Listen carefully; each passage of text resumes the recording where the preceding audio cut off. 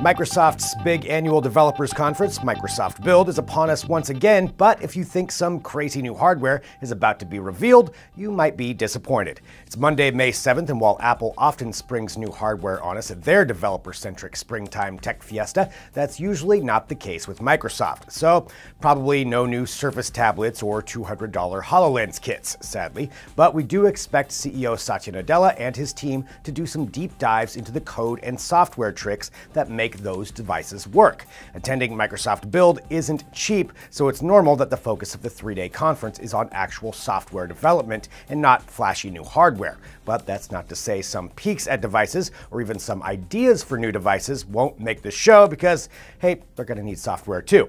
Check out our guide on what to expect from the Build event this year. Some iPhone X owners have been reporting that they're experiencing issues with the fancy Face ID system on their Halo phones, and it looks like Apple has a quick fix for it. Replace the phone for free.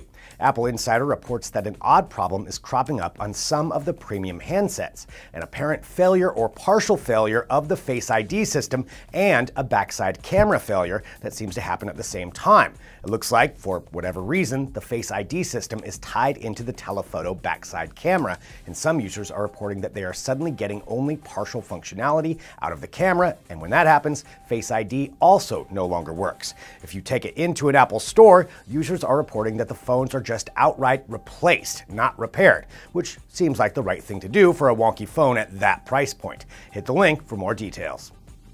Good news, cinephiles! If you're a Vudu app user and Apple TV 4K owner, you can now finally immerse yourself in 4K HDR goodness with all things Disney, including all the Marvel movies, Star Wars movies, and Pixar movies. Sure, they've been available in relatively low definition, high definition since forever, but a pricing squabble between Apple and Disney has kept all those Mouse House movies at non-HDR HD while they wrestled over the $5 price difference. Looks like Apple has caved. They had said all 4K movies would be the same cost as their HD counterparts, but the Disney movies in 4K UHD will indeed be $25, not $20 to purchase.